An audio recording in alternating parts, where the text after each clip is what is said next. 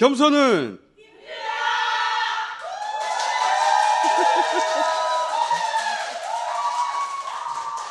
자, 다스베이다 369회 시작하겠습니다.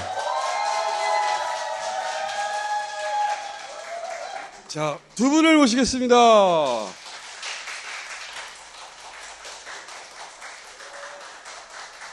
자, 안녕하십니까. 2년 만에 다시 모시는 것 같네. 2년 만에. 예. 야. 두 분을 오랜만에 다시 모실 수밖에 없었는데, 왜냐면 이번 주 청문회가 있었는데, 청문회에서 이화영 부지사 공소장 작성했던 검사가 나왔어요. 본인이 김성태 공소장, 이화영 공소장, 이재명 공소장 작성을 했습니까? 그 이화영 부지사 그 확정 판결 나온 공소장은 제가 작성에 참여를 했고요. 현재 진행 중인 대북 송금 사건, 제3자 뇌물 사건에는 제가 참여하지 않았습니다. 이 사건들은 공소장 3건 다 읽어봤겠죠? 읽어보지 못했습니다. 안 읽어봤어요? 예, 못 읽어. 내가 작년에 왜 3건의 공소장이 어떻게 해서 돈을 준 시기와 장소와 받은 사람과 전달 방법이 다 다를 수가 있느냐고. 이렇게 어떻게 같은 사건을 두고서 일시, 장소, 액수, 전달 받은 사람이 달라지는 경우가 있냐고 질문했는데 본 적 없습니까? 본 적 없습니다. 아주 낯이 두껍군요. 김성태 공소장은 2019년 12월 중국 심양에서 송명철에게 300만 불을 줬다고 나옵니다. 이화영 공소장에는 2019년 7월과 12월에 필리핀 마닐라와 중국 심양에서 200만 달러를 주고 100만 달러를 주고 받은 사람은 송명철, 리호남이라고 나옵니다. 그리고 이재명 전 경기지사에 대한 공소장을 보면 2019년 7월, 2019년 11월, 2020년 1월에 마닐라, 시임양, 액수는 70만 불, 200만 불, 30만 불, 그리고 받은 사람들은 리호남, 송명철, 리호남 이렇게 나옵니다. 이런 조치가 어떻게 나올 수 있습니까? 제가 재판에서 결정될 거라고 생각합니다. 예, 그게 그렇게 다르다면 무죄가 나오지 않겠습니까? 이재명 전 지사를 조사할 때도 변호인으로 참석하시지 않으셨습니까? 예, 그때 그 내용을 잘 주장하셨다면 그것이 지금 법원의 현출이 좀 의원님 말씀하시는 대로 되지 않았겠습니까? 정말 뻔뻔하군요. 이어서 하나 더 봐요. 서영교 의원이 이제 같은 검사한테 이화영 지사를 일요일날 불러낸 적 있어요, 없어요? 검사실에서. 주말에도 조사한 적이 있습니다. 피고인이 그것을 요구한 바 있어서 그렇게 불렀습니다. 피고인이 요구한 바가 있다고요? 그렇습니다. 부처님 오신 날 불러냈어요, 안 불러냈어요? 확인을 해봐야 알겠습니다. 부처님 오신 날 피고를 불러내고 일요일날 불러내고 그리고 수십 번을 불러내고 그리고 회유하고 조작하고 봉작하고 진술 세미나 시킨 적 있어요, 없어요? 없습니다. 오늘 증인 선서했는데 지금 진술 세미나 시킨 적 없다 그랬죠? 네, 없습니다. 연어 파티 한 적 있어요, 없어요? 없습니다. 회초밥 파티 한 적 있어요, 없어요? 없습니다. 자, 사진 띄워주세요. 회초밥 도시락을 17인분, 25인분, 68인분 이렇게 갖고 갔다라고 하는 진술들이 나오고요. 부처님 오신 날 대체휴일이에요. 이날 연어 파티가 있었다고도 해요. 김성태 1시 33분, 방영철 1시 33분, 이화영 1시 33분, 1313호, 1313호실 누구 방이에요? 저희 방입니다. 박상용 검사 방이죠?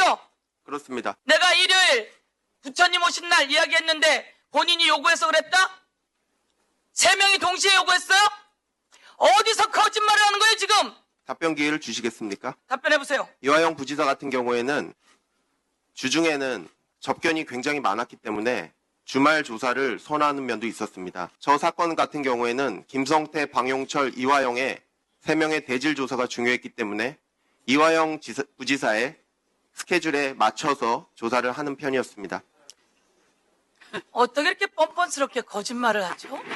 교도관들이 술 마시고 진술 세미나 있었다는 취지로 증언하고 문건도 있어요. 법무부가 감찰을 했거든. 그게 나왔잖아요. 아주 디테일하게 나왔죠. 저 검사가 이화영 부지사 공소장을 작성한 사람이에요. 근데 박균택 의원이 야 똑같은 사건인데 매번 돈 준 사람 돈을 준 시기도 다르고 받은 사람도 다르고 받은 장소도 다르잖아. 하나의 사건인데 어떻게 다 다룰 수가 있어 이거. 말도 안 되잖아 했더니 그럼 무죄가 나오겠죠. 그러고 두 번째 나와서는 진술 파티 했지.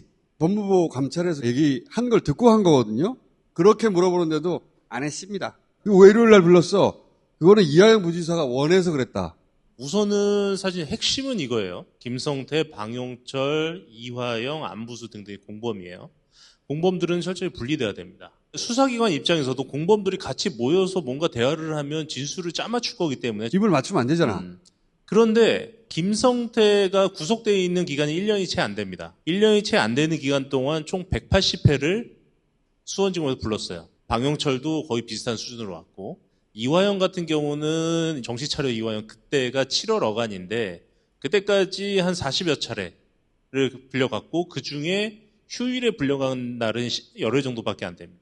평일날 변호인 접견이 하도 많아가지고 휴일날 불렀습니다. 그렇게 얘기하잖아요. 말도 안 되는 소리예요. 평일날 변호인 접견이 있다고 하더라도 검찰은 그걸 무시하고 불러갑니다. 변호인 접견이 취소가 돼요. 그렇게까지 불러 제껴놓고서도 모자르니까 휴일까지 불러간 건데 그러니까 핵심은 100차례가 넘도록 공범들을 불렀다. 법무부에서 연호수 파티가 있을 거라고 지목한 날이 5월 17일입니다. 5월 17일 날 이화영 부지사의 출정 기록을 보면 3개로 나뉘어요. 오전, 오후, 저녁. 이게 3개로 나누고 오전에는 1505호실에 갑니다. 조사 시작하기 전에 한 20분가량 변호인이랑 접견을 해요. 오후에는 이제 그 검사가 바뀌어서 1313호실, 방금 나온 박상용 검사. 박상용 검사가 소환을 하는데 이화영 부지사가 소환을 거부하고 구치감에서 대기를 해요. 그리고 저녁 때는 다시 1313호실로 간 것 같아요. 그런데 박상용 검사는 지금 뭐라고 얘기하냐면 그날은 변호인이 입회를 했다. 변호인이 입회했는데 내가 어떻게 술을 먹었겠냐 라고 얘기했는데 변호사는 오전에 딱 간 거예요. 그런데 그날 변호사가 왔다는 사실 그리고 조사가 있었다는 사실 그리고 자기가 소환을 했다는 사실 요 3개를 자신한테 유리한 부분만 짜맞추기를 해가지고 변호사 입회했는데 어떻게 술을 먹어요? 근데 실제로는 변호사 없는 소환이 있었다. 그렇죠. 그 얘기를 안 하는 것이고 네네. 그리고 그 부분에 대한 증언을 그럼 교도관이 한 거 아니에요? 여기에 대한 증언은 상당히 풍부합니다. 저 일이 있고 나서 저녁 늦게 이제 그 구치소에 복귀를 하는데 바로 옆방에 있는 수감자들이 안 자고 있었대요. 가다가 눈이 마주치니까 야, 나 저 구치소에서 회랑 술도 한잔하고 왔다 이러고 하고 들어갔다는 거예요. 그때 그 수감자들 다 찾아냈고 또 하나는 교도관들이 이제 출정을 하면 언제나 그 수감자들이 본인 가시거리에 있어야 됩니다. 발생한 상황들을 출정지에 다 기록을 해요. 그런데 이 교도관들이 정말 디테일하게 기록을 했다는 거예요. 어떻게 아주 기록해놨어요? 자세하게. 어떻게? 예를 들면 박상용 검사가 했던 수법 중에 하나는 검사실 왼쪽에 집무실이라는 곳이 있습니다. 뭐 검사에 따라서는 뭐 간이 침대도 있고 이런 방인데 이런 방들은 대부분 복도에 별도문이 있습니다. 그러니까 동선이 조사실에서 연문으로 들어가서 복도로 나갈 수가 있는 거예요. 이렇게 된 구조인데 박상용이 이게 정말 이 야비한 게 진술 회유를 본인이 안 합니다. 본인이 안 하고 언제나 김성태를 시켜요. 그러면 김성태랑 이화영을 집무실로 데리고 들어가요. 그러면 교도관들이 안 보이니까 거기 들어오려고 하잖아요. 그러면 야 무슨 교도관이 검사 집무실까지 들어오냐. 너도 조사실에 있어라. 가시거리에 벗어난 상황을 만들어 놓고 교도관들은 조사실에 있고 자기는 복도문으로 빠져나가 버리는 거예요. 그러면 그 안에 김성태랑 이화영만 있고 그 자리에서 이제 김성태가 이화영한테 형님 이재명 끝났어요. 조금 있으면 구속될 거예요. 형님 지금 이재명한테 아무리 충성을 다 해봤자 이재명 죽을 건데 충성도 하면 뭐합니까? 김성태를 통해서 회의하도록 만드는 거구나. 대부분의 회유가 그렇게 발생합니다. 교도관들이 이런 정황을 다 적었다고 합니다. 집무실로 데리고 갔다. 그래서 내 시야에서 벗어났다. 나도 집무실로 들어간다고 요구했지만 박상용 검사가 이렇게 했다. 그래서 어떠한 갈등이 있었다. 그래서 그 집무실 안에 몇 분 동안 있었다. 이런 것도 다 적어놨고 연호술 파티는 집무실 말고 그 반대쪽 오른쪽으로 들어가면 이제 영상 녹화실이라는 곳이 있는데 영상 녹화실은 또 스튜디오 같은 구조입니다.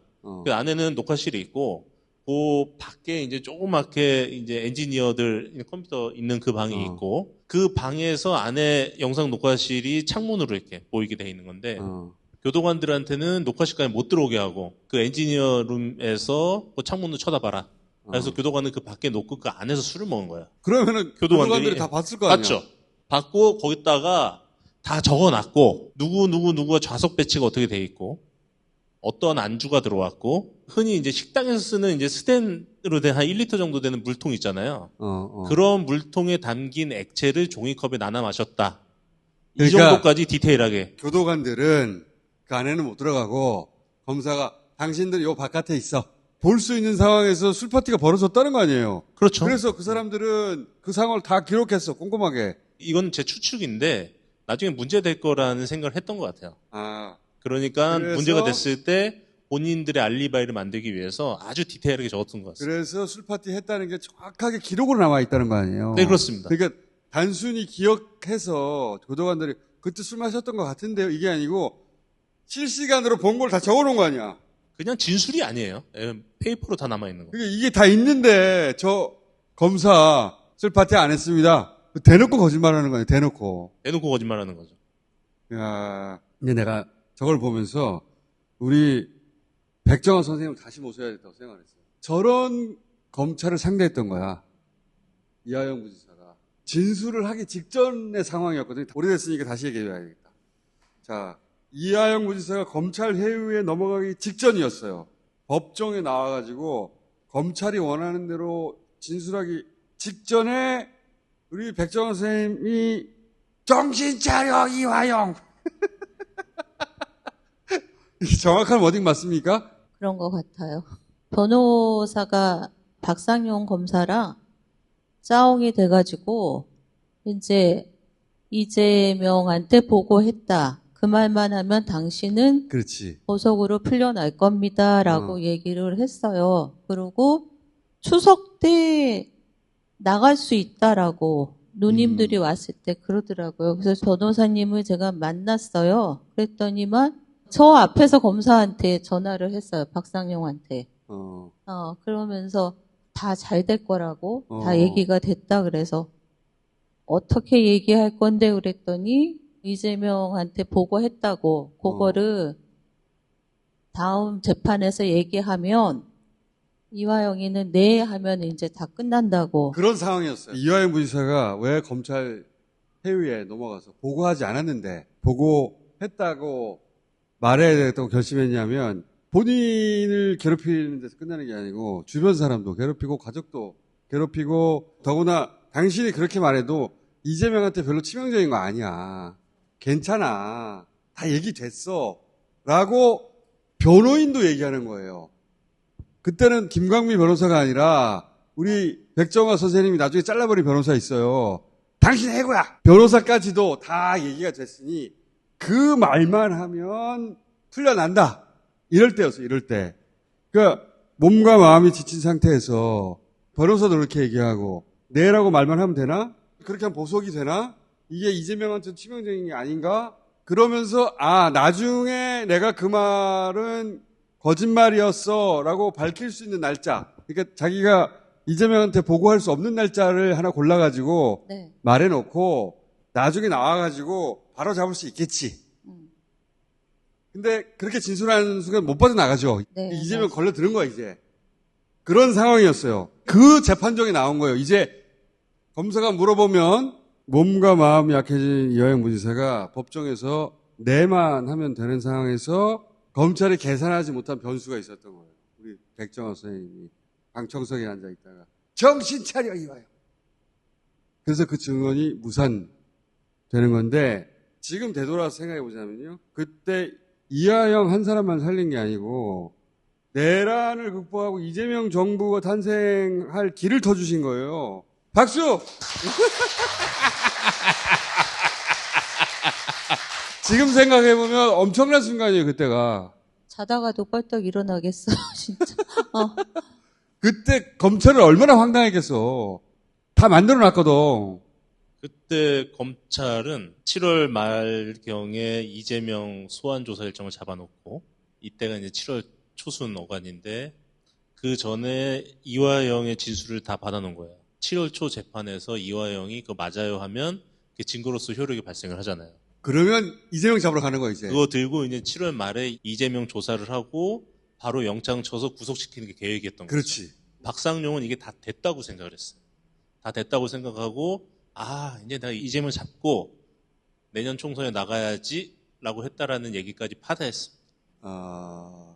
그렇게 해서 법정으로 딱 데리고 왔는데 우리 백정환 선생님이 정신 차려! 저 요즘 방송하다가 가끔 정신 차려 김어준 하거든요? 그거를 떠올리면서 하는 거야. 정신 차려 김어준. 이하영 부지사가 그때는 어리둥절하고 선생님한테 뭐라고 하던가요? 그랬더니 저희 남편은 안에 있으니까 잘 상황을 모르니까 지금 변호사랑 잘 협의해서 하겠다고 변호사를 저는 해고를 하고 들어간 거거든요. 이미 하고 들어갔는데 저 변호사랑 잘해보겠다 그래서 법정에서 부부싸움이 났다 이렇게 언론에서 보도가 난 거예요. 그래서 부부싸움이 난 건 맞지? 아유, 혼내줬지? 아유, 이런 상황인지를 모른 거죠. 그러니까 저희 남편은. 완전히 그 통제된 상황에서 네. 검찰이 원하는 정보만 입력받았고 네. 그리고 변호사까지 다 얘기가 됐고 이렇게 말한다고 이재명 그렇게 큰 타격이 있는 거 아니야? 당신이 이렇게 하면 살 수 있어. 그러니까 이제 그런가 하고 조금씩 넘어간 거예요. 그래서 내만 하면 되겠다. 근데 그게 거짓말이니까 나중에 자기가 나와가지고 그날은 이재명이 저를 만날 수 없는 날 그날을 하나 골라서 말하면 되겠다 하고 나를 골라놓은 거예요. 네. 근데 이제 그 말을 말하는 순간 태어나지 못하는 건데 그때 딱 끄집어내셨잖아요. 나중에 이 순간의 의미를 깨달았을 때 뭐라고 하시냐 이거죠. 바로 정신 차렸어요. 그래가지고, 그래가지고 큰일 날 뻔했다 했고 너무나 이렇게 공간에 갇혀 있으니까 이해도 돼요. 별로 피해가 안 된다니까 또 이재명한테 있었어. 피해도 안 간다고 네. 하니까 다 거짓말이지. 그렇게 얘기한 변호사, 검사 다 나쁜 놈들이죠. 근데 나와서 뻔뻔하게 저렇게 얘기하니까 제가 텔레비 보면서 열받아가지고 저럴 수가 있을까. 그 이후로 정신 차리고 이하영 부지사가 수사가 됐어요. 그러면서 연어 파티 얘기하고 술 파티 얘기하고 다 폭나기 시작한 거거든요. 근데 전부 다 검찰은 부인했죠. 기억과 기억의 싸움인 줄 알았는데 그게 아니라 교도관들이 다 문구를 남긴 거야. 이화정 부지사가 했던 주장을 거의 고스란히 백업하는 내용이 기록으로 남아 있었던 거예요. 정말 뻔뻔하게 나오잖아요. 대한민국 검사들은 검찰권 갖고 장난치다가 혼나본 적이 한 번도 없습니다. 그렇지. 서울고검에서 감찰 들어온다고 하는데 서울고검도 어차피 검찰인데 다 같은 편인데 뭐. 그래서 정말 검찰권 갖고 장난치다가 패가망신한 스타트를 한번 끊어놔야 그 스타트가 저는 박상용 검사가 됐으면 좋겠습니다.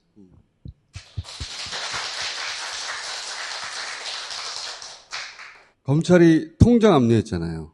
2년 전에 나오셨을 때 이제 따님 책 소개했는데 그 정도로 생활에 뭐 그렇게 큰 도움이 되겠나. 그 이후로 이 통장 압류해 가버렸으니까. 제가 그 요양보호사 하고 있어요, 지금. 저희 남편이 이제 공무원이라 공무원 연금이 이제 65세부터 돼서 들어오는데 그것도 압류했더라고요. 저도 90세 치매의 엄마를 모시고 있어요. 또 전세금도 압류해가지고 부딪히면 부딪히는 대로 해결하고 있어요. 열심히 살고 있습니다. 너무 스펙타클하지 않게 설명을 하시는데 이게 통장 압류 부분만 제가 좀 설명을 드릴게요. 일반인 접견은 전부 다 도움을 합니다. 실시간으로 검찰로 들어가요. 어느 날 이제 변호사비도 쓰고 생활비도 쓰고 해서 돈이 다 떨어지니까 살고 있는 아파트 전세를 빼서 이제 조그만 아파트로 이사 가서 이제 그 차익을 가지고 좀 생활을 하시려고 그래서 이제 작은 아파트를 계약을 한 거예요. 부지사님 접견을 가서 여보 우리 이사 가려고 해서 작은 아파트 계약을 하고 계약금 냈어. 검찰이 당연히 들었겠죠. 듣고서는 지금 살고 있는 아파트 전세금을 압류해버린 거예요. 나머지 잔금을 치러야 되는데 이걸 못하게 막아버린 거예요. 계약금 날리라고. 한두 푼도 아니고. 그러니까 아주 그냥 그 죽어라 하는 거지. 집안을 그냥 말려 죽이려고 한 겁니다. 그래서 항고하게 만들려는 거 아니에요. 제발 원하는 대로 내가 다 진술할 테니 그런 식으로 굴복시키는 건데 그게 안 통하긴 했지만 대신 너무 괴로우시잖아. 그렇죠. 변호사비도 다 못 드려서 죄송하고. 그러고 있어요. 제가 그래서 도울 방법이 없을까? 기부를 좀 받으려 했더니 기부법 위반이 될 것 같아서 생각해냈던 게 이제 카카오톡 오픈 대화방에서 모금은 합법이에요. 제가 여기서 제 계좌번호를 까고 후원해주세요 이러면 위법입니다. 예, 근데 한정된 멤버 내에서 이제 후원을 하면 그건 합법이거든요. 그래서 단톡방을 만들었고요. 그 단톡방에 들어오시면 이화영 부지사와 사모님에 대해서 후원하실 수 있는 방법들이 다 단톡방에 들어가서 공지사항에 네. 후원 계좌가 있습니다. 단톡방을 어떻게 찾아요? 힘내라 이화영. 힘내라 이하영을 검색해서 네네. 거기 단톡방에 들어가면 김명민 변호인과 백정아 선생님이 함께 들어있는 단톡방이 있고 단톡방에 들어가서 하나의 그룹이 되면 그 안에서는 도움을 줄 수가 있다. 그렇죠. 불특정 다수가 아니기 때문에 네네네. 아하. 왜 말을 안 했어? 자기들끼리 조그맣게 방 만들면 어떻게 알아? 어? 저는 이 정신차려 이하영이 우리 공동체를 구한 한마디라고 생각하거든요. 시간이 지나면 지날수록 그런 생각이 들어요. 그런데 법원에서는 회 이런 거 다 인정 안 했어요. 그래서 그냥 형이 확정됐단 말이죠. 형이 확정됐어도 이재명 대통령은 본인의 측근이었기 때문에 대놓고 첫 번째 사면복권을 못하는 거예요. 그러니 그 시간이 계속 길어지고 있어. 그 사이에 생활은 점점 고통스럽잖아. 그러니까 도울 방법을 찾아야 한다. 있다는 거네요. 예, 그렇습니다. 힘내라 이화영 단톡방 들어오시면 됩니다. 단톡방에서 힘내라 이하영 그 안에 들어가야 돼. 이게 앞으로 6개월이 걸릴 수도 있고 1년이 걸릴 수도 있어요. 그렇게 되자마자 검찰에서 뭘 했냐면 김성태가 이렇게 다 아무 말 대잔치를 해놓은 내용들 추가로 3건을 더 기소를 해요.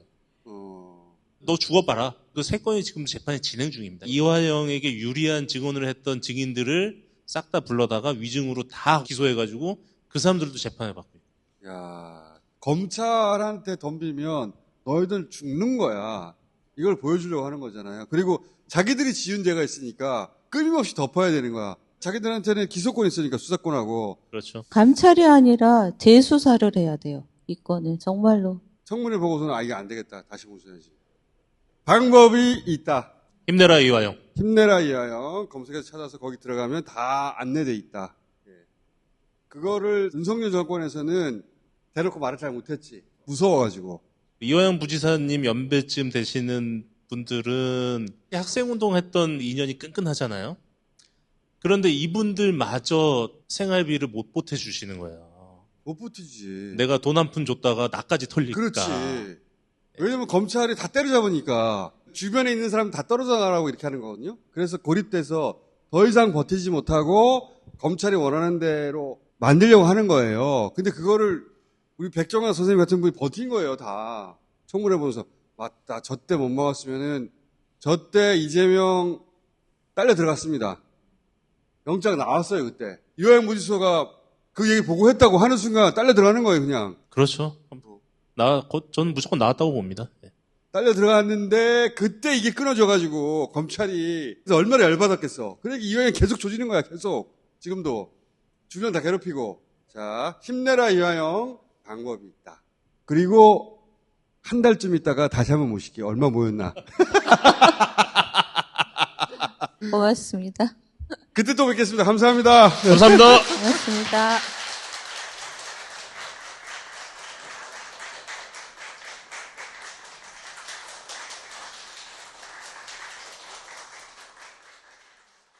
그때 이재명 딸려 들어갔으면, 어이구, 생각보다 끔찍하다.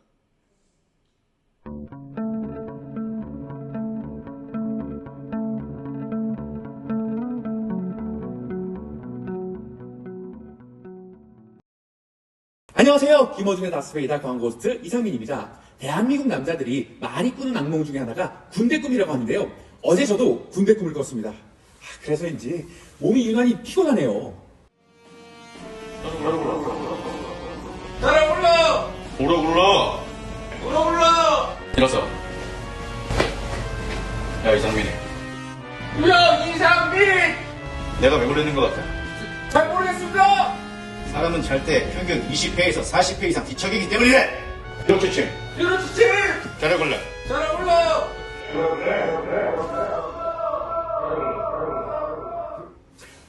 정말 많이도 뒤척이면서 쌌네요. 그래서 이런 베개가 나온 것 같습니다. 수면 공감 우유 베개.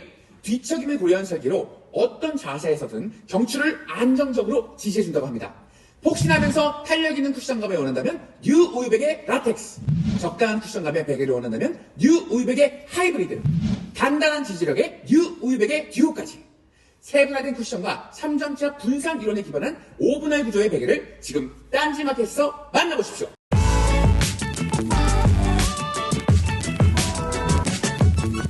어쨌든 통변 비대 저도 쓰고 있습니다. 이 표정은 진짜예요. 처음 쓰면 이렇게 됩니다. 애플 비대만 이 기능이 있나? 딴 데도 있는지는 모르겠지만 하여튼 애플 비대에는 이게 있어요. 돌파하는 느낌이랄까요? 딴 데서 할인하고 있습니다. 착한 콜. 본인이 특별히 쓰고 있는 대리운전이 따로 있는 게 아니라면 착한 콜. 왜냐면 500원씩 기부하고 있거든요. 벌써 10년째. 저희가 기부도 확인을 했고 착한 콜. 퀵 서비스도 있고요. 옷 배달도 있습니다. 착한 콜. 사냥 산삼. 요즘 산삼은 다 이렇게 하더라고. 자연에 뿌려놓고 7년씩 키워가지고 다시 걷어들이는. 이거는 후기를 확인하셔야 됩니다. 후기를 확인하시고 참고해서 구매해주세요. 삼산 순백 딴지마켓에 있습니다. 아스 생활탈취제 이거 저도 쓰고 있습니다. 아주 좋아요. 이것은 방향제가 아니고 냄새의 원인이 되는 분자에 흡착해서 근본적으로 제거하는 거다. 이것도 역시 후기를 확인하세요. 아주 오랫동안 딴지마켓에서 스테디셀러니까. 안녕하세요. 김어준의 다스베이다 광고스트 이상민입니다. 오늘은 책 광고를 해보려고 하는데요. 알아두면 잘난 척하기 딱 좋은 지식들을 담은 책이라고 합니다. 한번 읽어볼까요?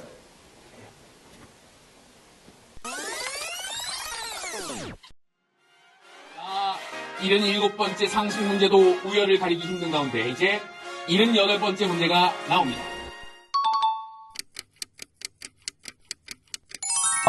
이번에는 이상민의 답이 더 자세한 것 같은데요. 79번째 문제 나갑니다. 이번에도 이상민의 답이 더 좋아 보입니다. 말씀드리는 순간 AI가 패배를 인정합니다. 내가 승리한 것이지 인간이 승리한 게 아닙니다. 인공지능을 이긴 상식. 그건 단순한 데이터가 아닌 사람만이 가질 수 있는 지혜의 덕분이었습니다. 질문을 던지고 대답을 이어가는 그 유쾌한 교양의 힘. 여러분도 지금 노마드의 잘난 척하기 딱 좋은 인문학 시리즈로 상식의 벽을 한 단계 올려보세요. 언어와 문화, 역사 등 20종의 다양한 분야의 서적을 딴지마켓에서 골라보는 재미까지 경험해 보십시오. 자, 내부를 보시겠습니다.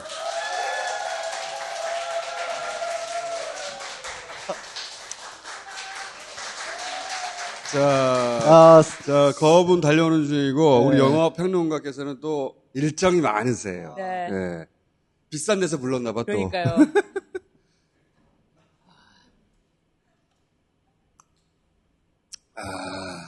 뭔가 쉐키. 네, 진보입니다. 진보. 12월 3일까지이기 때문에 넉넉한 유통기간이 있고요. 그리고 사실 저는 농축액이라서 냉장고에 보관하고 저는 그냥 1년이 지난 거 먹어도 맛있더라고요. 아니, 쌀 때 쟁여놨는데 어떡해. 그건 사실 맞아요. 유통기한이지 소비기한은 네. 달라요. 분명히. 나도 그래. 1년 넘은 거 왜 먹냐. 아니, 그냥 맛있어. 괜찮아. 그래서 지금 파격 할인 드리고 있고요. 여러분들 다 소비가 되면은 또 언제 구입할 수 있을지 모릅니다. 지금 저처럼 쟁여 드시는 거를 추천드려요. 추천드립니다. 강력하게 추천드리고요. 난 탄산수랑만 타겠다라고 할 수도 있고, 토닉워터 제로, 그거랑도 좀 잘 어울려요. 또 따뜻하게 드실 수도 있고요. 향신료 대신에 넣으면은 굉장히 요리가 완전히 좀 풍성해집니다. 이거 술을 빼면 어떻게 해요? 그러니까 내 말이 술을 왜 빼면 물만 어떡해. 타먹어? 술을 넣어야지. 술. 너무 좋죠. 제가 추천하는 거는 투명한 술이면은 더 저는 좋더라. 소주나 보드카나 보드카. 진. 투명한 술. 네. 제가 또 한번 부탁드리겠습니다. 네. 네. 눈피하지 마시고요. 저를 잘 알아주세요. I say Jaffa, you say ba. Jaffa. Jaffa. Jaffa, Jaffa. Thank you.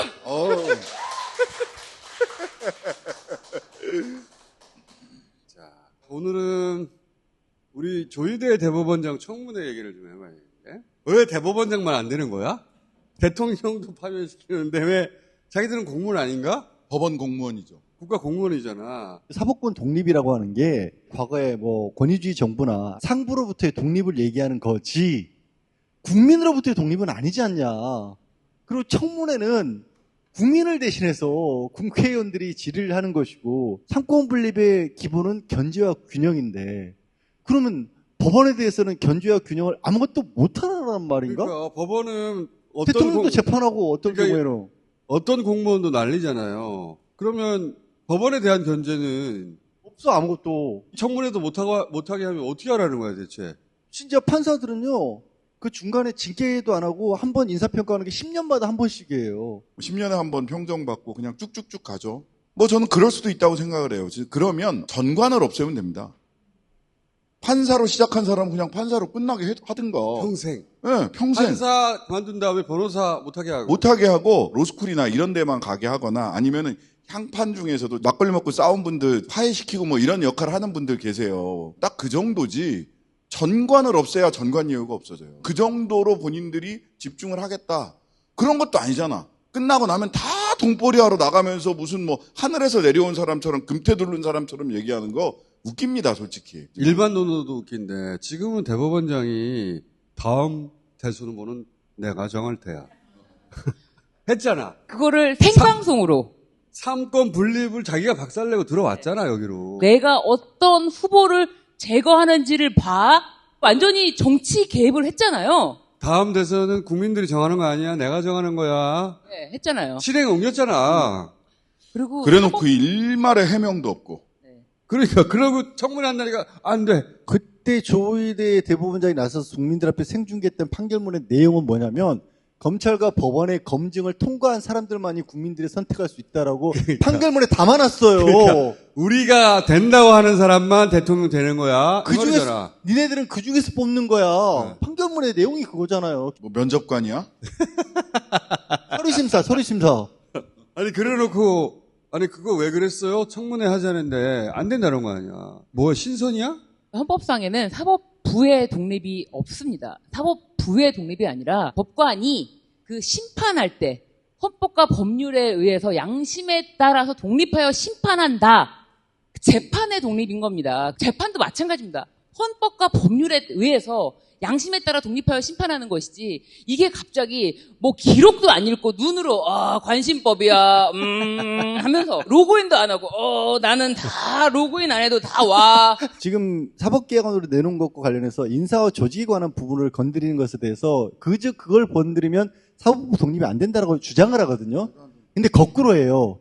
법원이요. 대법원장이 바뀔 때마다 그 대법원장의 경향에 따라 법원의 판결 경향이 바뀝니다. 특히 양승태 대법원장 시절에 그게 굉장히 심해졌는데 지금도 대법관 중에 법원행정처 출신이 5명인가 그래요.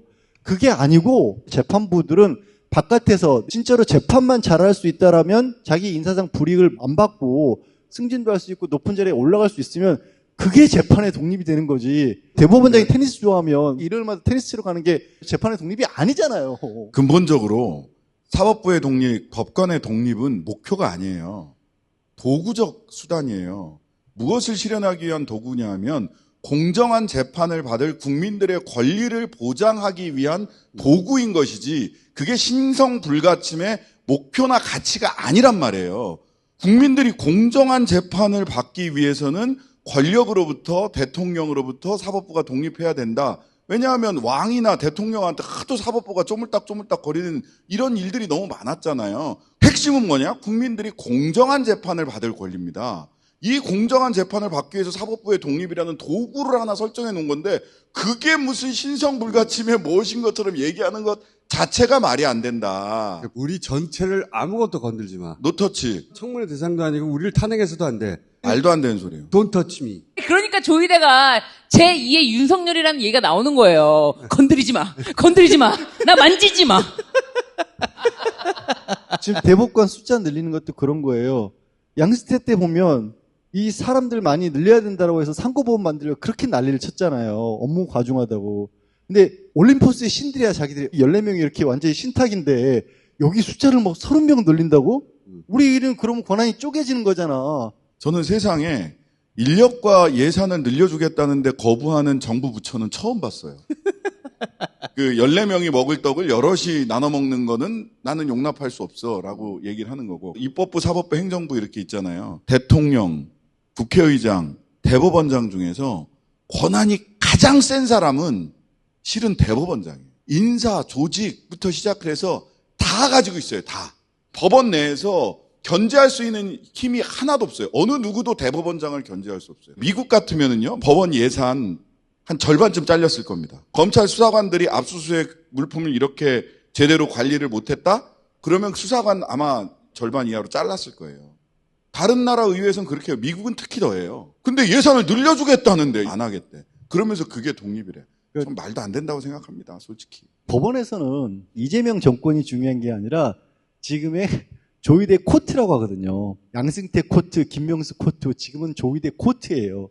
그들의 나라는 조이대 코트예요. 왜냐하면 이렇게 완전히 독단적인 권한을 가지니까. 대법원장 지금까지 2번 물러났습니다. 사법부 독립을 훼손한 대법원장 물러나라고 해서 일반 법관들이 연판장 돌려서 지금 법관들 뭐 하는 겁니까? 법원장 회의 말고 법관대표회에서는 오히려 대법관 숫자를 늘리는 부분에 대해서 수긍할 부분이 많다라고 입장을 또 내기도 했어요.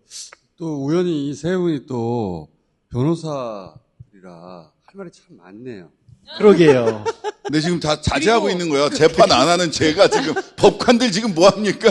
사실 법원 노조, 법원 공무원들이 일을 안 하면 돌아갈 수가 없습니다. 그런데 법원 노조에서 5월 2일에 바로 조이대 사퇴하라 라고 했습니다. 아니면은 탄핵감이다. 오늘 천대엽 법원행정처장이 우원식 의장 만나러 와서 내란 재판 생방송할 수 있게 적극 협조하겠다라고 얘기를 하고 갔어. 언제 무슨 카드야?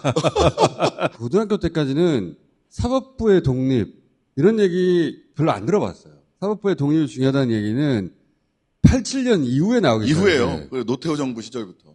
87년 이후에 나오기 시작했는데 정치인들도 사법부의 판단을 존중한다는 말을 꼭 깔아요, 앞에. 역으로 예전에는 사법부가 결정하는 게 다 권력의 뜻에 따른 거였기 때문에 87 체제 이후에 어떻게든 그 사법부를 지켜줘야 된다고 생각했던 거예요. 사법부가 쟁취한 게 아니에요, 이걸. 예전에는 권력이 하란 대로 했어요, 많은 경우에. 그래서 사법부 독립을 지켜줘야 돼. 판결이 권력의 영향을 받지 않도록 만들어줘야 돼. 이 가치가 우리한테 입력돼 있어요. 그 덕분에 확보한 사법부의 독립인데 법관이 권력으로부터 독립해서 양심에 따라 판단하라고 하는 사법부 독립을 사법부 전체를 절대 건들면 안 된다네. 왜냐면 우리는 신선이야. 시발. 그 정도로 가버린 게 아닌가 이게. 검찰도 사실 비슷하거든요. 80년 이전에 경찰이 더 셌어요. 그 전에 안기부가 더 셌었고 그 전에는 뭐 경호처가 더 셌었는데 검찰은 그나마 밖에 나와서 직접적으로 사람들하고 부딪히는 역할이라도 하니까 욕도 먹고 그랬는데 법원은 항상 뒤편에 있으니까 남욱 지금 변호사 재판받고 있는 거 그런 일이 사실 왜 벌어졌냐면 알고 보면 법원이 다 용인해졌기 때문인 거예요. 맞아요. 사실은. 그러면서 쭉 신선인 것처럼 있는 거죠. 자, 그러면 와, 지각한 거업이다. 일주일에 한 번씩 볼 때마다 깜짝깜짝 놀래, 진짜. 그러니까. 대학생. 아들이 있는, 대학생 아들이 있는 젊은. 대학생 때 몸매 아니야, 이거? 대학생 때는 더 말랐죠. 네. 거비가 68kg까지 나갔었대요. 나도 68kg였어. 네. 비웃는 거야, 지금? 많이 멀리 왔구나. 네, 멀리 왔죠. 거의 80kg는 된 거 아니야, 이젠? 80kg대 초반 정도. 이제. 와. 원래 이 정도 나가야 돼요, 원래. 세 자리 숫자까지 나갔었지. 세 자리 마크 할 뻔 했죠. 그 여자분 연락 와? 자, 돌아와가지고. 검찰이 정치적으로 조작 기소를 할 수 있는 이유 중에 하나가 검찰이 조작 기소해서 밀어붙이면 재판부가 받아줬기 때문이에요. 최근에 남욱 변호사가 최근에 대장동 법정에서 자기가 옛날에 했던 말을 뒤집어요. 굉장히 결정적인, 네, 결정적인 걸 뒤집었거든요. 대장동 건은 훨씬 더 많이 환수해야 되는데 대장동 업자들로부터 뇌물을 받고 특혜를 줘가지고 환수를 덜 했다. 프레임이 이거예요. 그때 정진상, 김용 이재명의 최측근에게 돈을 줬다. 이거예요. 누구한테 준 돈인가? 남욱 변호사라는 사람이 유동규 전 본부장이라는 사람한테 남욱 변호사가 법정에 나와서 그 돈이 정지상, 김용, 이재명의 측근한테 가는 걸로 알고 줬다고 질문을 한 거야.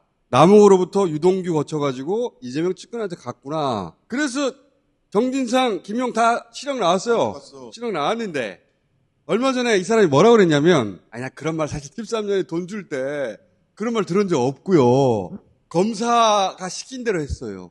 요지가 그거예요.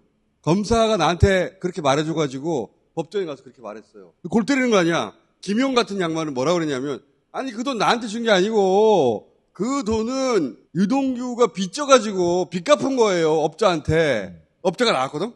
업자가 나와가지고 네. 그 돈 나한테 갚은 거 맞습니다. 그 둘이 얘기가 맞잖아. 3억 원인가를. 그렇죠. 예. 근데 그 업자가 한 말을 뒷받침할 말을 드디어 돈을 최초에 준 남욱이 한 거예요. 그리고 남욱이 뭐라고 그랬냐면 그때 유동규가 사실 빚 갚는다고 했어요. 그 말을 내가 듣긴 들었어요. 네네. 그러니까 완전히 뒤집힌 거 아니에요. 압박감 얘기도 하지 않았어요? 그렇지. 압박감 왜 그랬어요? 판사가 그러니까 그때 압박감을 느꼈어요. 누구한테? 검사한테. 100회 넘게 조사를 받다 보니까. 이게 발칵 뒤집힐 일이잖아. 심지어 판사가 또 물어봐요. 이게 중요한 사건이니까 입장 그렇게 바꾼다고 받아들이기 쉽지 않습니다. 라고 얘기했는데. 당신 변호사 아닙니까? 네. 그 판사는 왜 그렇게 물어보는 거예요? 그 법원의 판사들이 검찰의 주장에 훨씬 더 귀를 기울여요. 검사들이 겁박해가지고 검찰이 시킨 대로 했을 거라는 상정을 안 해, 상정을. 판사들 머릿속에는 그런 거죠. 검사가 왜? 한명숙 총리 사건 때도 1심하고 2심에서 그랬지. 바뀌었단 말이에요, 진술이. 근데 난 정말 판사들이 이해할 수 없는 게 뭐냐면 우리나라는 공개재판주의이고 판사 앞에서 얘기한 게 가장 진실로 일단 채택하도록 돼 있어요. 근데 공판 중심주의. 네, 공판 중심주의. 어우.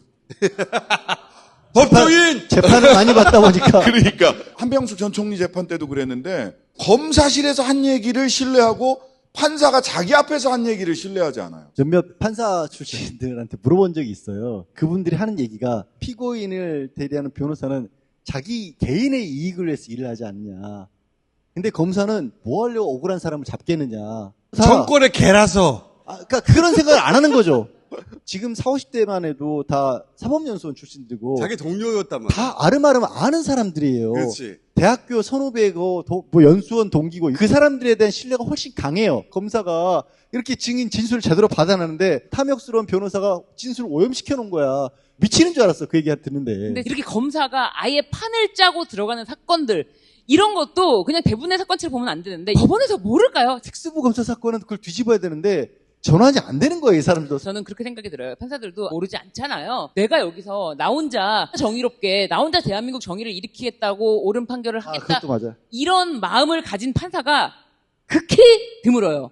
그냥 조용히 어차피 이건 1심이잖아. 그래. 어차피 3심제 대법원 가서 판단하겠지. 나는 좀 빠져. 아니 좋아. 저것도 그래. 맞아요. 저것도 맞아요. 아니 스몰 마인드라고 생각을 하자고 사람이 그럴 수 있어. 근데 그렇다고 하더라도 법관이면 공판 중심주의에 따라서 법정에서 진술한 거 우선 채택하는 게 맞아요. 정치인들 그분들의 머릿속에는 저들은 잠재적 범죄자예요. 국회에 나쁜 놈들이 많긴 해. 네. 많긴 해. 그것도 있어요. 근데 저거는 정권이 정적을 제거하려고 하는 게 틀림없네? 이런 사건이잖아요. 그런 사건이라면 기본적으로 달리 봐야 되잖아. 당연하지. 의도가 담긴 거 아닐까? 자기도 의심하면서 봐야 되잖아. 플러스로 운동권에 대한 편견이 굉장히 커요. 기본적으로 나쁘게 보아요. 법원에서는. 강남 8학군에서 판사 50% 이상이 나온다 이런 통계들이 있어요. 이미. 인간은 모두가 선입관을 가질 수 있고 아침에 보는 뉴스, 저녁에 보는 뉴스, SNS에서 본 거 내가 어느 동네에서 태어나고 어떻게 자랐는지 여기에 따라서 다 선입관을 가지고 있어요. 그거를 인정을 안 해요. 그러니까 결혼하는 신부님하고 결혼하지 않는 신부님이 있어요. 성공의 신부님은. 근데 그중에서 그 결혼한 신부님이 계셨고 그 아이가 있었는데 초등학교에 들어가서 부모님 조사를 한 거야. 아버지는 직업이 뭐니? 신부님이요. 이 아이가 고아원에서 왔구나. 제가 판사 친구한테 그 얘기를 해줬어요. 그랬더니 진짜야? 아니 우리 피고인 중에 고원에서도 잘하지도 않는데 자꾸 신부님이라고 얘기하는 사람이 있어서 이 친구가 정신감정이 필요하다 이렇게 생각하고 있었다는 거예요. 그럴 수 있거든요. 그럴 수 있지. 그럴 수 있잖아요. 자기가 그걸 세상을 인정을 다 해야 아는 게 돼. 아니니까. 내 지식인 굉장히 한계가 있고 나의 경험 속에서 선입관이 있고 나는 강남 8학군에서 자랐기 때문에 그걸 인정을 안 해. 난 여기까지도 선이라고 봐요. 더 나아가서는 그냥 이것이 정권의 뜻이고 이것이 대법원장의 뜻이니까 오케이. 거기 맞춰서 오케이 좋았어 가 이런 판사도 있다. 있어요. 봅니다. 관여 검사 명수만 따져봐도 알아요. 윤미향 사건인데 10몇 년에 걸쳐서 영수증 처리 못한 거 1,900 몇만 원 나왔어요. 근데 그 사건에 투입된 검사가 한 20명 돼요. 투입된 검사 숫자만 봐도 얘들이 이거 뭐 하려고 하는구나. 그런 관점에서 오히려 기록을 봐야 돼. 그리고 거꾸로. 심지어는 더 나아가서 나는 그런 의심도 있어요. 이 사건은 이렇게 나가는 게 좋지 않겠어? 라는 의견 제시가 있고 쭉 내려와가지고 그러면 이 사건은 그렇게 판결 내야 되는 거구나. 라고 1심 판사에게 전달되는 경우. 나도 그런 것도 의심해. 실제로 양승태 사건들 그거 사법농단 때 많았어요. 그런 게 있었잖아요. 그건 재판 개입이다라고 했는데 직권 남용을 하려면 그 직권 범위에 있어야 되는데 재판 개입은 법관이 독립되어 있는데 어떻게 개입이 돼? 약간 개입 자체가 불가능해. 직권 남용이 안 된 사건들이 있습니다. 아니, 말이 안 돼. 법관은 이미 독립돼 있기 때문에 어느 누구도 개입할 개입이 수 안 없어. 된대. 그게 판결문에 나와 있어요. 그런 개입해도. 말을 했지만 네. 개입이 안 된다. 네. 개입할 수 없어. 그의 의식은 철통 같은 로봇과 같아서 뚫을 수가 없기 때문에 그래서 직권남용이 안 된다. 직권 남용 성립하지 않는다.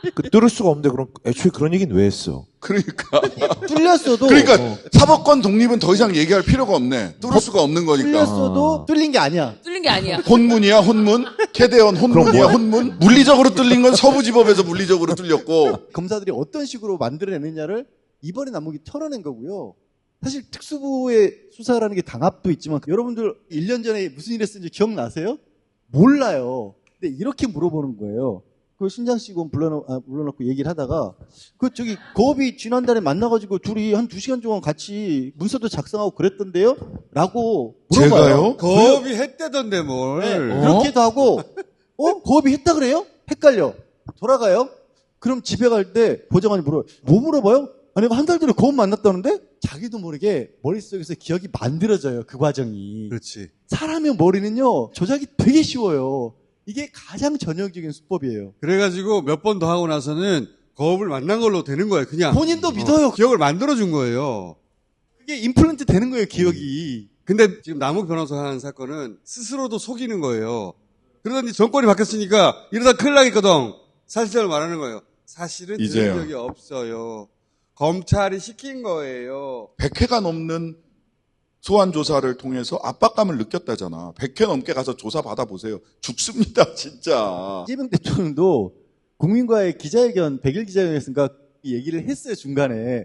새로운 사실이 나오는데, 그 보도를 안 합니다라고. 이런 얘기예요. 대한민국 대통령도 지금 너무 억울한 거야. 그러니까, 대통령까지 돼도, 대통령이 보도를 안 해줘, 이런 거. 그래서 조국 대표랑 검찰개혁 관련된 토론회 하면서 우리나라 형사소송법에는 1심이 끝나기 전까지는 공소 취소를 할 수가 있어요. 이렇게 조작된 사건들, 월성원전 사건, 많아. 서해 공무원 사건, 동해 월남했던 흉악범 사건, 이거 다 공소 취소해야 됩니다. 이런 거 싹 공소 취소시켜버려야 돼요. 최근에 초코파이랑 카스타드 법 낼 겁니다, 이거. 훔쳐먹은 노동자한테 벌금 5만 원이 나온 사건이 있어요. 전북 완주군에 있는 공장에서 공장 내부에 있는 냉장고에 노동자들 먹으라고 이제 초코파이랑 카스타드 뭐 이런 간식거리를 갖다 놨나 봐요. 노조 활동을 하시는 분인데 이분이 냉장고를 열고 초코파이 하나, 카스타드 케이크 하나를 꺼내서 먹었어요. 근데 그걸 고발한 거예요. 왜? 절도로. 노조 때려잡으려고. 노조원이 먹었는데 왜 절도야? 협력업체 직원이었어요. 굳이 고발까지 했냐고 내가. 네. 저희는 협력업체 직원인데 노조 활동에서 시끄럽게 만드는 애였다. 협력업체 직원의 노조 활동을 네. 위축시키려고 한 것이다? 예. 그 의심을 받고 있어요. 여기 딴지만 오더라도 오면은 뭐 이것저것 들어있잖아요. 제가 자주 꺼내 먹었거든요. 고발이야 너는. 아니 그렇게 하면 나의 아저씨 아이유 믹스커피 가져가는 거 다 다 절도야. 고발해야지. 판사가 그- 큰 문제다 진짜. 예, 항소심으로 진짜로. 그래서 항소심으로 갔는데 같이 일했던 노동자들이 나도 초코파이 먹었어. 나도 다 고발해. 나도 먹었다. 나도 먹었다. 이건 너무 뻔하잖아. 고발의 의도를 봐야 되는 거 아니야. 네. 그렇죠. 법 로봇이야? 사람인데 전후 사정을 보고 판결을 해야지. 아, 이 귀족분들한테 맡기면 안 되겠다. 국민들이 직접 판단하는 배심원제로 가거나. 배심원제로 가야 돼요. 영미 쪽에서는 재판에서 유죄 무죄 따지는 그 배심을 소배심이라고 하고요. 기소 여부를 결정할 수 있는 배심을 대배심이라 그래요. 대배심. 그게 더 오히려 중요해. 그게 더 중요한 그게 더 권한이에요. 중요해. 그랑줄이라고 부르거든요. 기소 자체를. 기소 자체를 빼는 거예요. 그렇게 오랫동안 운영해온 나라들이 있어요. 미국, 영국, 독일 뭐 다 그런 거 아무 있어요. 문제 시민들이 없이. 다 관여할 수 있는. 자, 이런 관점에서 이 사법개혁을 봐야 된다. 이 한 가지만 더 얘기하고. 약간 미스테리인데 한학자 총재만 구속되고 비서실장이 구속이 안 됐어요. 불었지. 우리 참 어머님을 보내고 홀리마더. 그 수족인 비서실장만 살아났을까? 진실을 이야기했을 것이다. 그러면 비서실장이 어머님 제가 다 끌어안고 제가 가겠습니다 하지 않고 어머님께 다 올렸다는 거 아니야, 죄를. 거기 또 메모왕이 있지 않았습니까? 메모왕이 그거를 다 적어가지고 메모왕. 참 어머니께 직접 서신을 보냈잖아요. 근데 이제 짱짱한 변호사들이 참 어머님을 살리기 위해서 요 정도에서 끊어주면 된다, 이렇게 가이드라인을 줬을 거 아니에요. 자, 그러나 나는 참 어머님이 그걸 안 받으셨을 거라고 근데 생각합니다. 참 어머님이 내가 독생녀다 하시는 바람에 정치 몰라.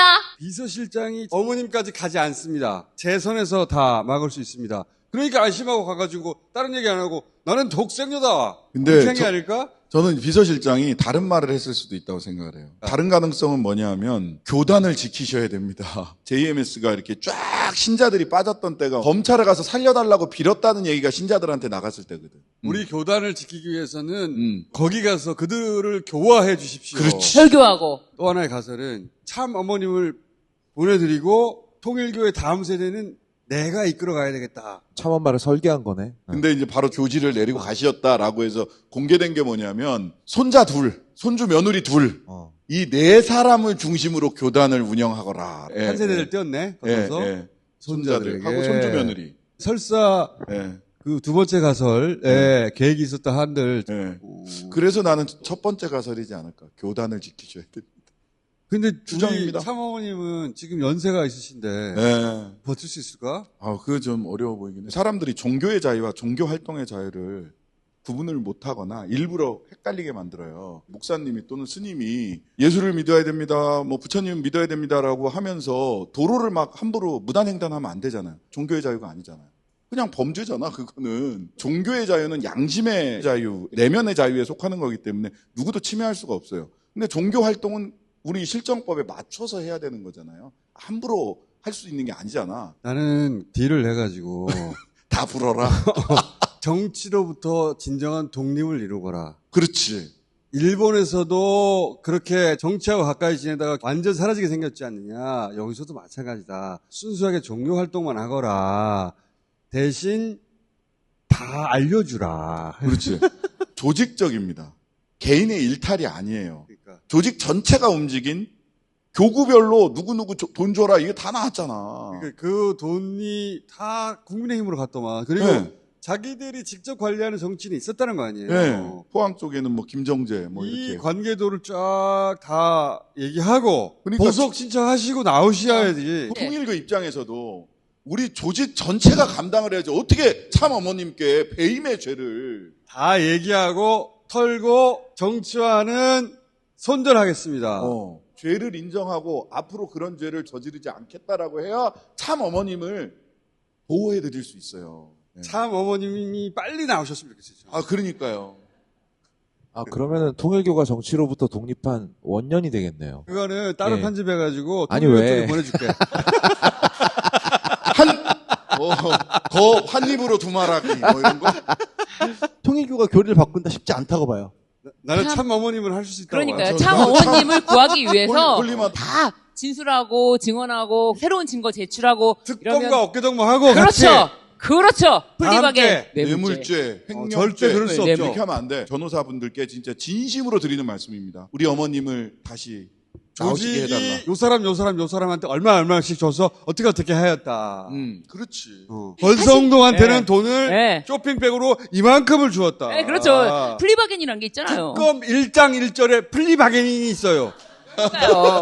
그거는 그러면 홀리바겐이네. 홀리바겐. 오, 야. 그렇게 해가지고 마무리 져야 돼요. 아, 저는 그게 사실대로. 좋다고. 그래서 특검의 수사관들하고 무릎 꿇고 다 기도하면서 그쪽 방향으로 결론이 났으면 좋겠네요. 거기 할렐루야인가? 모르겠네. 아, 구호가 통일이에요? 그래, 그럼 그걸로 하자. 뭐 마지막으로 OTT 정부 저 지금 박찬욱 감독의 신작 보느라고 늦게 왔어요. 어때? 네.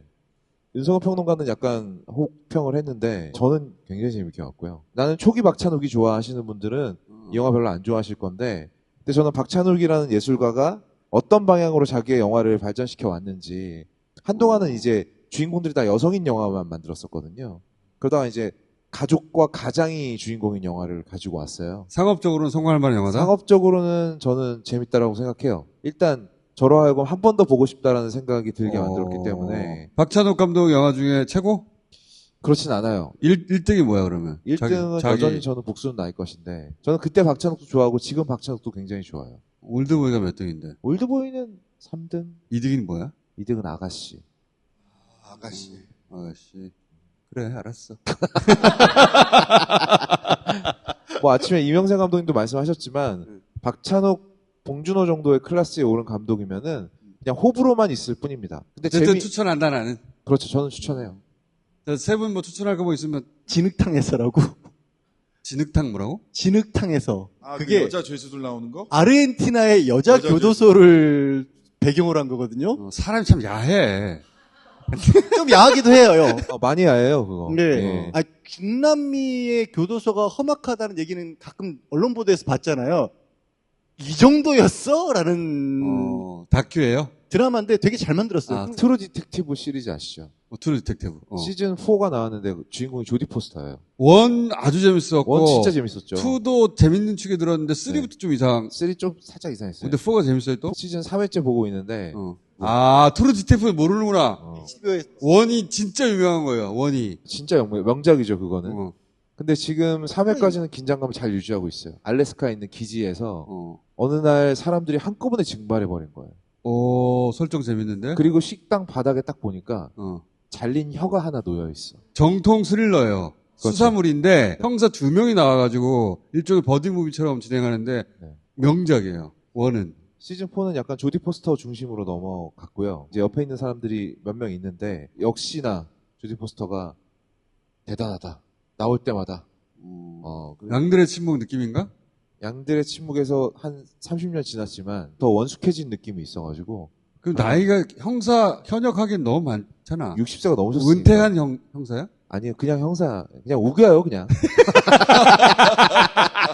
나 나이 안 많아 이러면서 그냥 우기면서 하는 것이 뭐. 덱스터 새로 나온 시즌은 어때요? 덱스터가 새로 나왔어? 아, 모르는구나. 덱스터가 살아났어. 아, 이럴 수가. 덱스터가 죽은 줄 알았잖아, 우리가 다. 그러니까. 살아났네? 심지어 아들이 나와. 내가 근데 보지는 못했어. 줄거리를 보니까 아들이 그 연쇄 살인범의 피를 타고 났는가 안 났는가. 우리나라에 사고 볼 수 있어? 쿠팡이 없습니다. 어둠의 경로로 찾은 거 아니에요? 혹시? 그런가 봐요. 평소에? 아니, 아직 보지 못했어. 봐야 되겠다. 일상회복 프로젝트로 내가 찾고 있거든, 요새. 미국에서. 평소에 뭐 이용하세요, 혹시? 그래서 보고 다음 다시 얘기해요, 여러분. 네. 제가 잘 알아서 찾아보겠습니다. 다음 주에 뵙겠습니다. 감사합니다. 네, 감사합니다.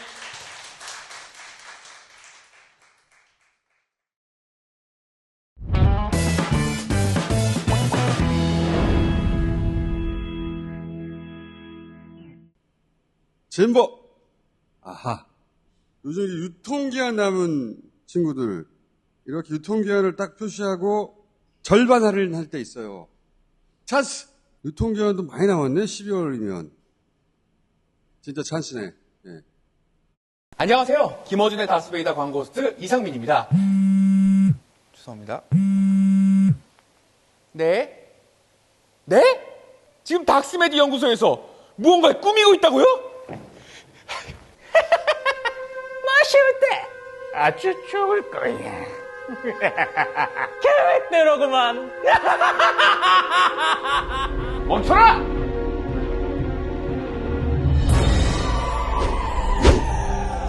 아니, 양치 후에 과일을 먹이다니 이렇지 않는 놈들! 잠깐만, 이건 괜찮아. 닥스맨이니까. 근데 쓰지 않은데요? 그냥 구강에 미친 사람들이었습니다. 합성 계면 활성제를 넣지 않아서 과일 맛이 달라지지 않는 치약을 만들었다고 합니다.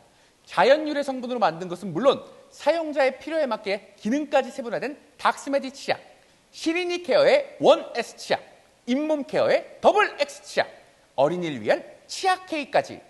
딴지마켓에서 닥스메디를 검색하시면 다양한 구강 전용 제품들과 함께 판매 중입니다. 자, 박태우 의장님을 모시겠습니다.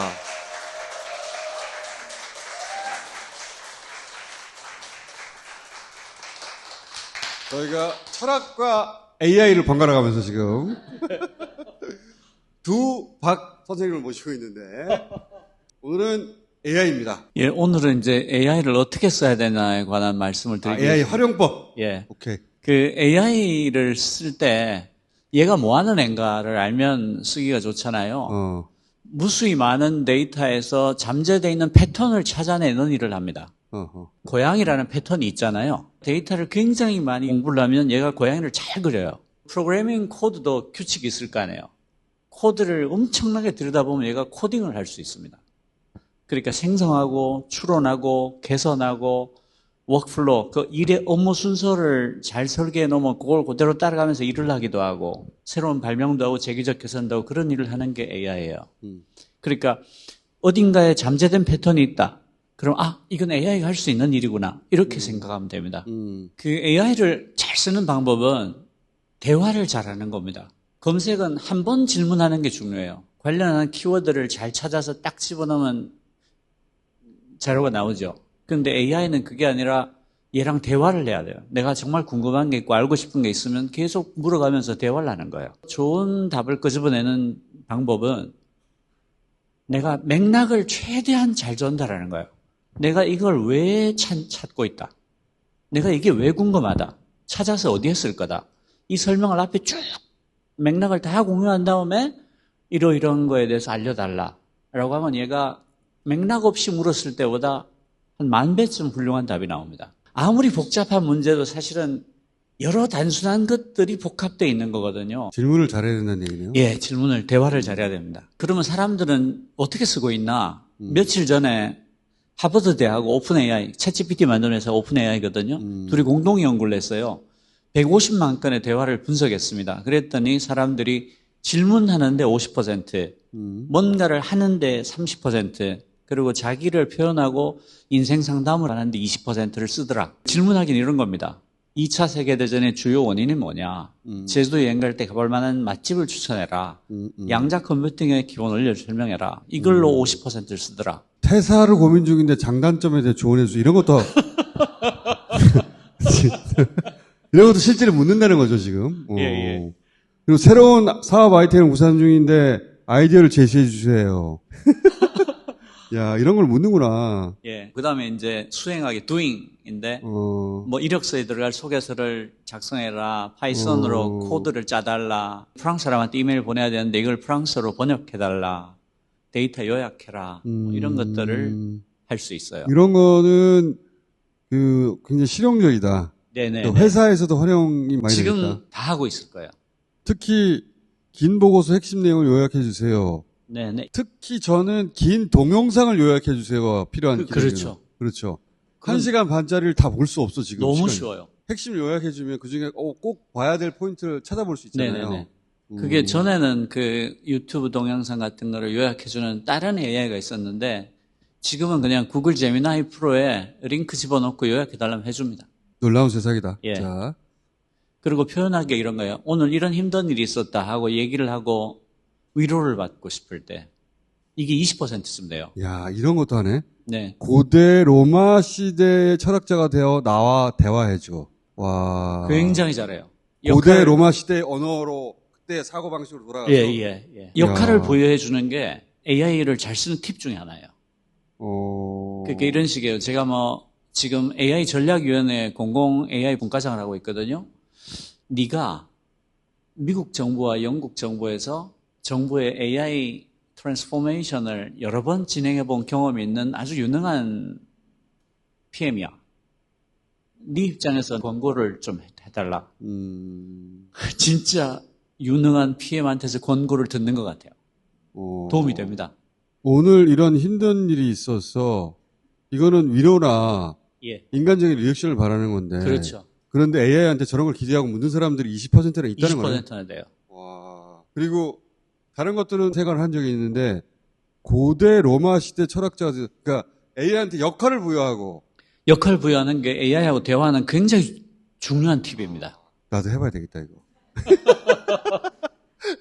깜짝 놀랐어요. 네가 윤석열이라고 생각하고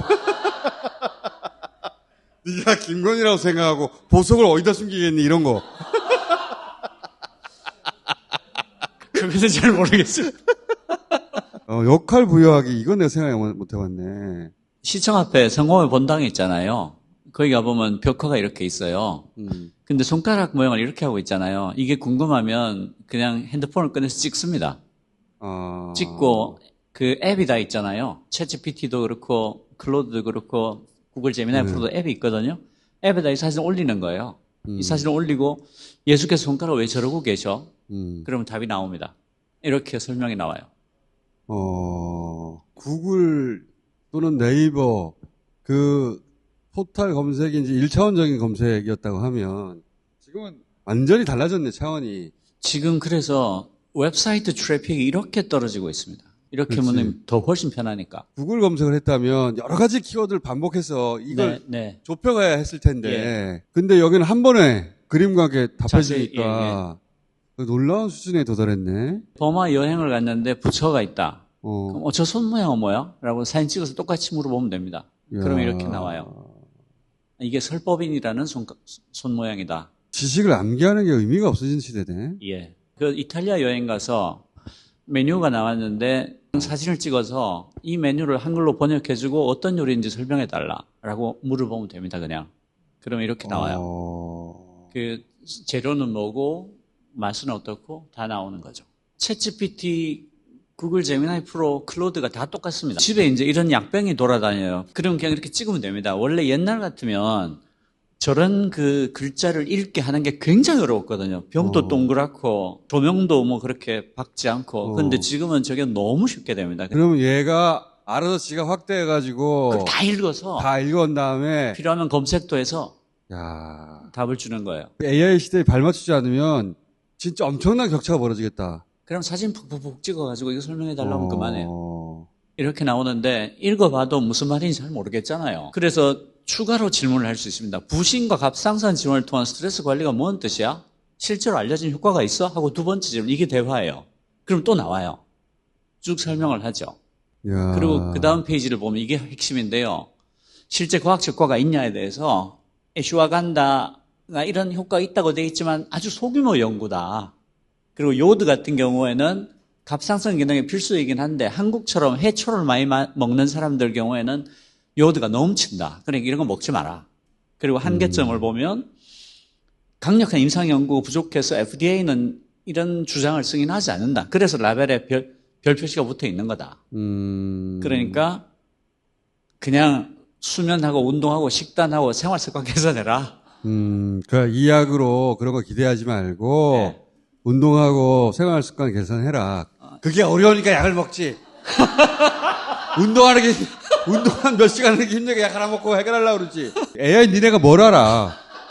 우리 마음을. 어디 함부로 지금 가르치고 있어, 운동하라고. 운동하면 되는지 몰라? 엄청 드시고 싶은 모양. 우리도 다 알아, 이것들아. 굉장한 수준의 정보네. 이거 뭐야? 네. 이 남자의 얼굴에 호랑이 줄무늬를 넣어서 멋진 전사로 표현해달라. 정말 멋있지 않아요? 말귀를 알아듣는 거 아니에요. 호랑이 문양을 넣어서 전사처럼 느끼게. 의도했던 그대로 나온 거예요. 호랑이 문양을 넣어서 전사처럼이라고 했는데 마치 어린 고양이처럼 만들면은 그렇죠. 의도대로 안 된 건데 전사처럼 이런 단어를 이해한 거 아니야? 이해한 거죠. 저거 한번 해봐야 되겠다, 이거.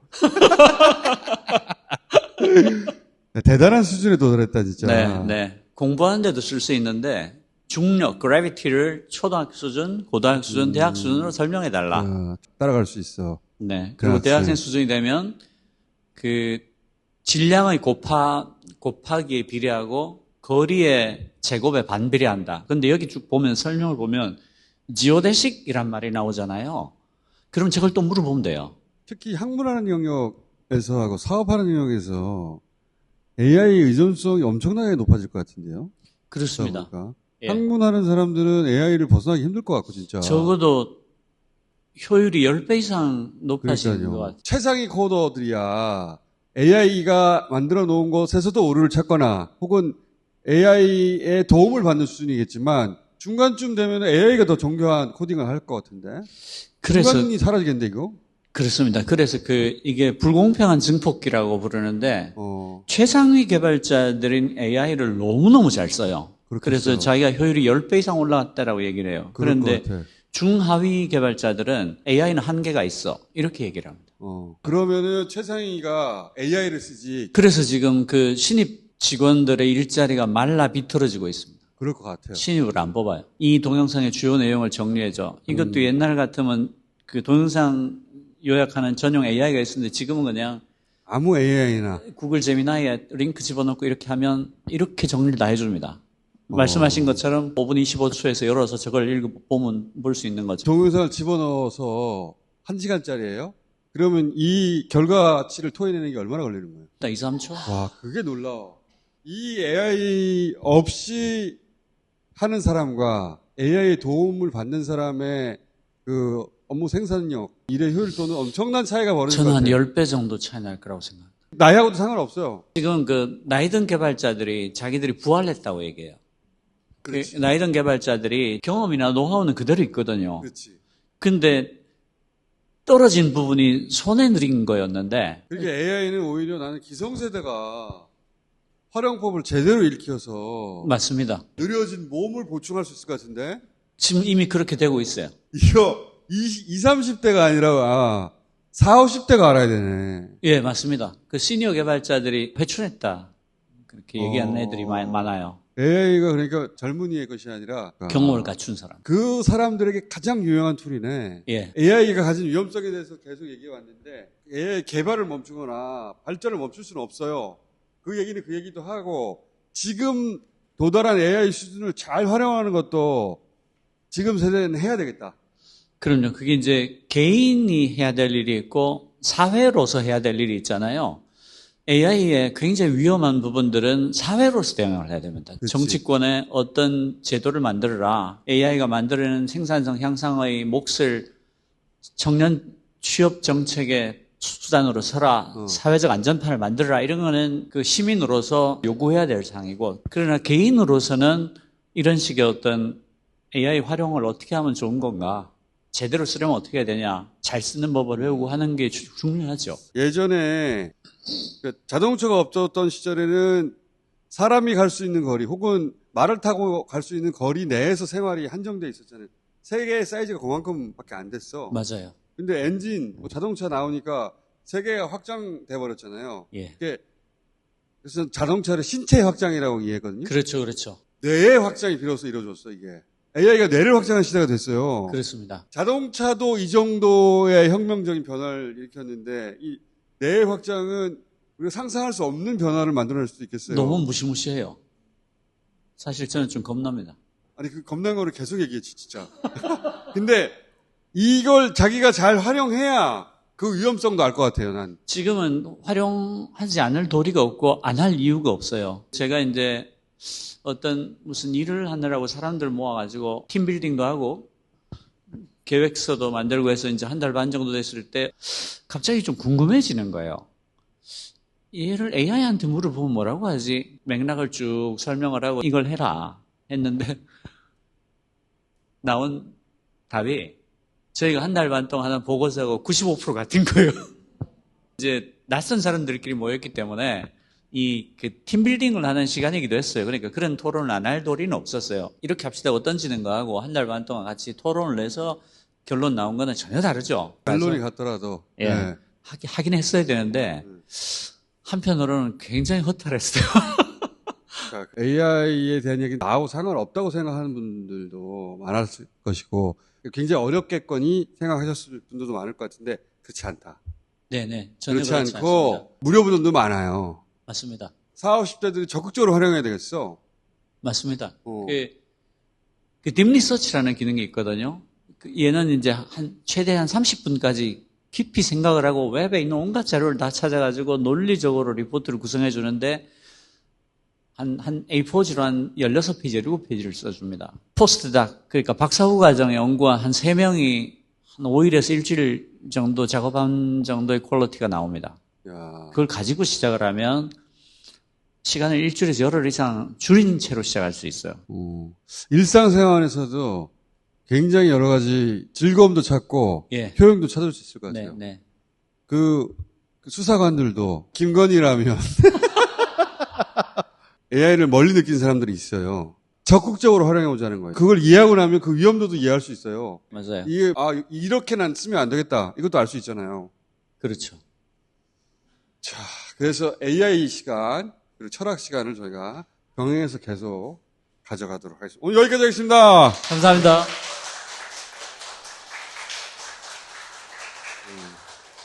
정신 차려 이화영. 이거는 우리 공동체를 구한 한마디예요. 도울 수 있는 방법을 찾아봐야 되겠다. 끝!